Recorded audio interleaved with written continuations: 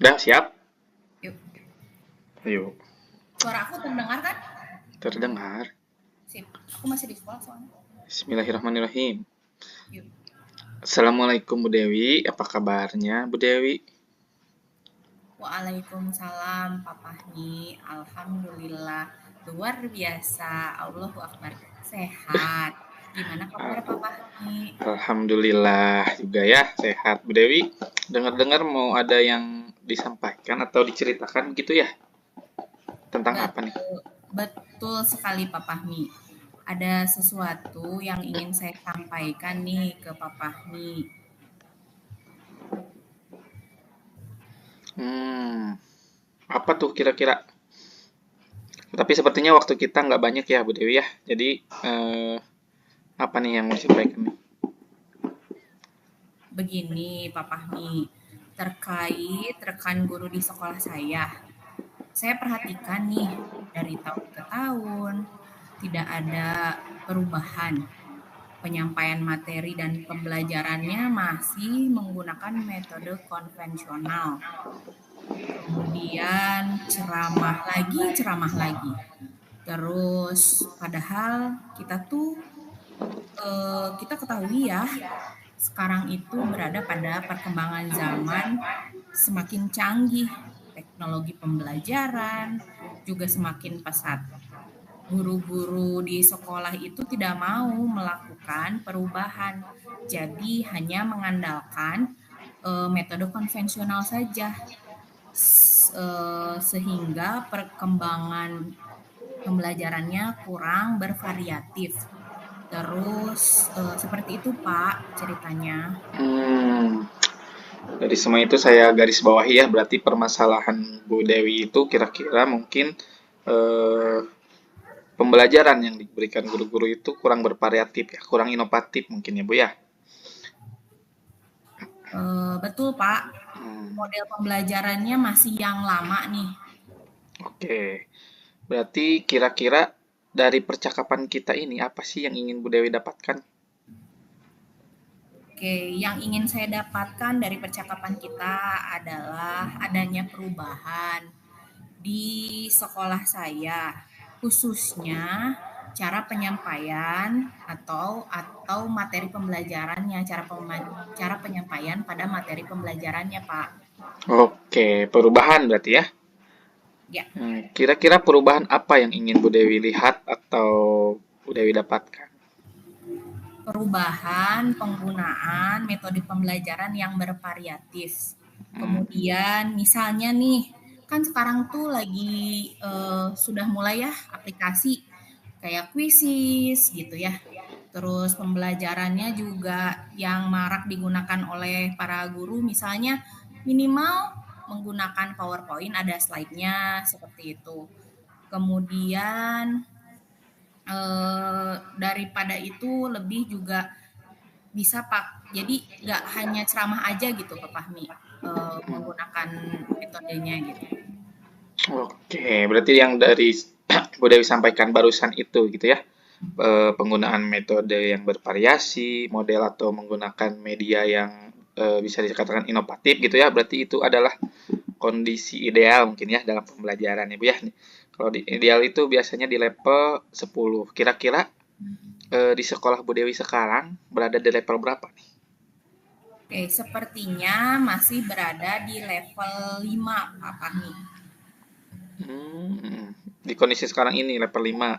Karena Nah, berarti kalau dalam kondisi sekarang ketika akan melakukan perubahan kira-kira bisa ditingkatkan ke level berapa di sekolah Bu Dewi? oke, paling mungkin memungkinkan untuk naik ke level 7 Pak Fahmi. Karena untuk ke level yang lebih tinggi sepertinya agak sulit. Melihat guru-gurunya banyak yang masih senior nih. Mungkin kalau level 7 masih bisa dilakukan perubahan gitu Pak Fahmi. Oke, ke level 7 berarti ya. Jadi kira-kira nih usaha apa yang akan dilakukan Bu Dewi untuk menciptakan adanya perubahan itu? Oke. Sebetulnya saya masih memikirkannya gitu. Bagaimana rencana yang bisa saya perbuat, tapi mungkin ada kegiatan semacam monitoring atau pendampingan individu secara face to face gitu antara saya dengan guru-guru yang ada di sekolah, kemudian face to face secara bergantian seperti itu, Pak. Oke, berarti dengan mentoring gitu ya, pendampingan individu ya. Kira-kira selain itu ada nggak ya strategi yang pernah Bu Dewi terapkan di sekolah gitu yang bisa membuat teman-teman rekan-rekan Bu Dewi itu nyaman menerimanya gitu? Ada nggak? Mungkin kalau bukan yang ketiga tadi, saya sih belum pernah, Pak. Jadi itu strategi yang tadi itu saya akan coba untuk mengkomunikasikannya kepada kepala sekolah atau dengan Wakasep Kurikulum untuk membuat semacam kegiatan pelatihan atau workshop. Tujuannya untuk meningkatkan kompetensi guru dalam penyampaian pembelajaran menggunakan media yang bervariatif. Oke, berarti dari seperti mentoring, pendampingan dan apa pelatihan eh, pelatihan kompetensi guru gitu ya. Kira-kira yang mana yang bisa cepat terrealisasi? Sepertinya yang mentoring ya Pak, kalau pelatihan atau workshop seperti itu masih memerlukan persiapan dari segi Mm-mm. waktu, dari segi dana, Oke. juga harus mencari narasumber yang berkompetensi seperti itu Pak.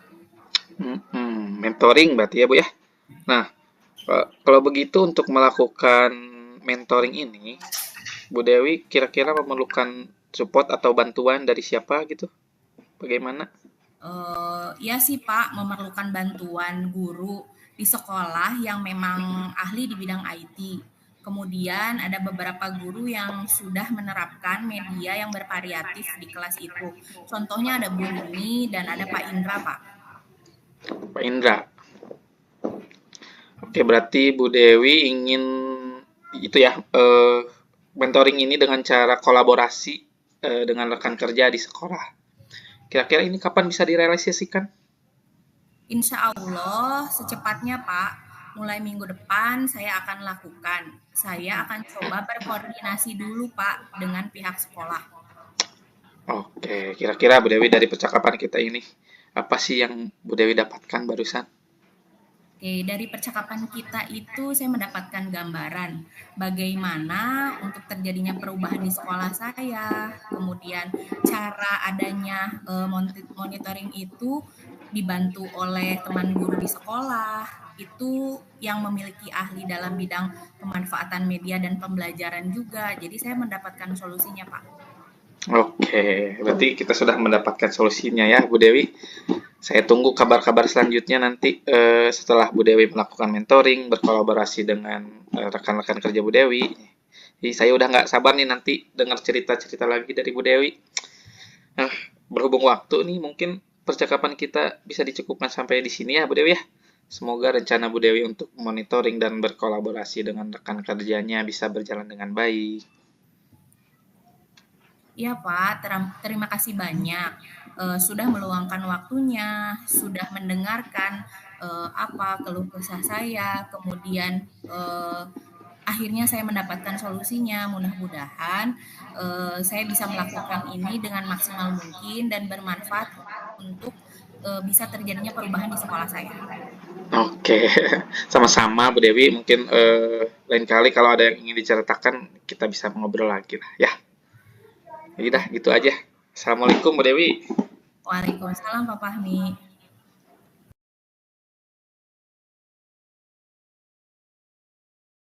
Udah siap? Yuk, aku dulu ya. Mm-mm. Apa ya? Assalamualaikum Pak Fahmi, bagaimana kabarnya hari ini? Waalaikumsalam Bu Dewi. Baik. Ibu Dewi gimana kabarnya? Alhamdulillah sehat. Oke, Fahmi, saya dengar nih, Pak Fahmi ada yang ingin diceritakan nih hari ini kepada saya.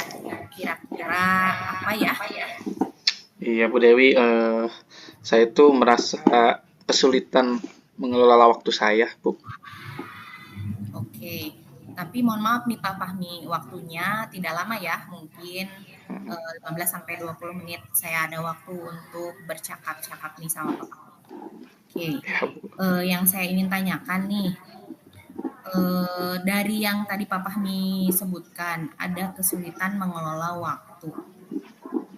Bisa diceritakan lebih lanjut tentang kesulitan yang dialami Pak Fahmi dalam mengelola waktu itu seperti apa ya?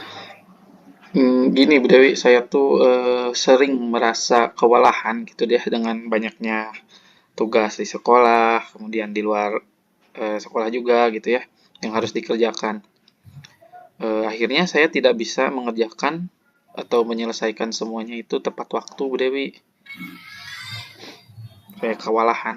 Oke, oke, saya mengerti nih Pak Fahmi. Apakah ada pola tertentu yang bisa Pak Fahmi lakukan, misalnya bagaimana nih cara mengelola waktu? Mungkin ada tugas-tugas tertentu yang tertunda atau gimana nih?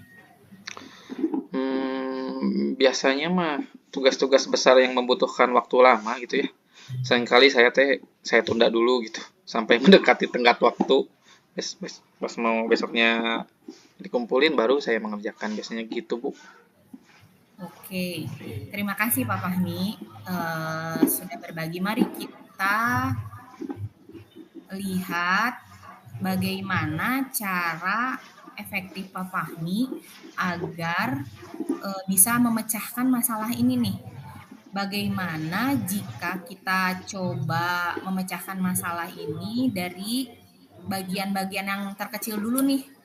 Kita spesifikkan. Jadi waktu itu untuk apa gitu sebagiannya.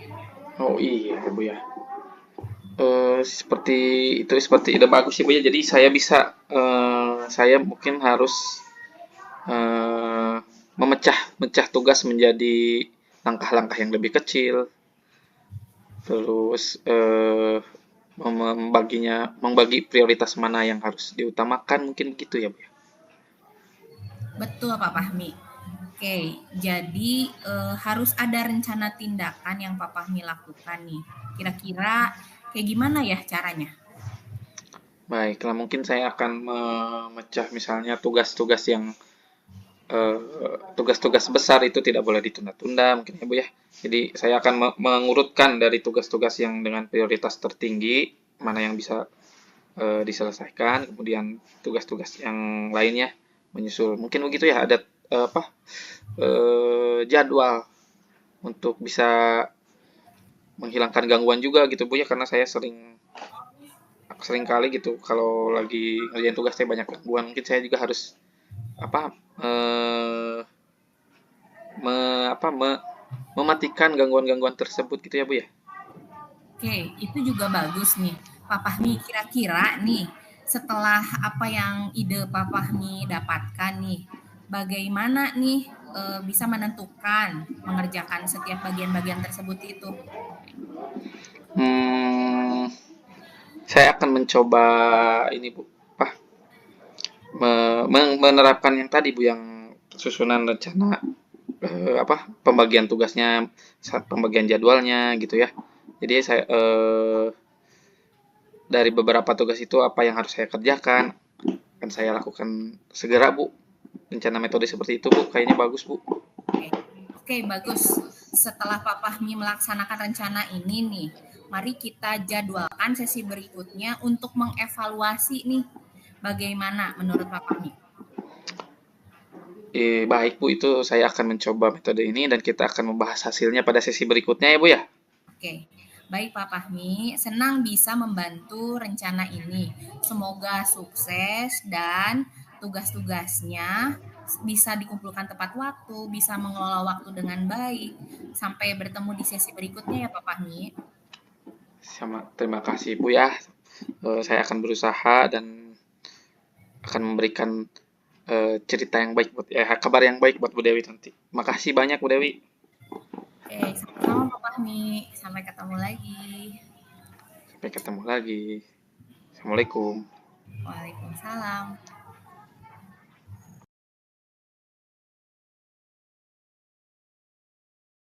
Oke, Pak Fahmi, setelah percakapan kita tadi, eh, kita berperan menjadi coach dan coaching. Mari kita bahas tentang refleksi Eh, yang pertama, apa yang sudah berjalan dengan baik, yang saya lihat percakapan kita tadi sudah sesuai dengan alur Tirta dari menanyakan tujuan, identifikasi, rencana aksi, dan tanggung jawab.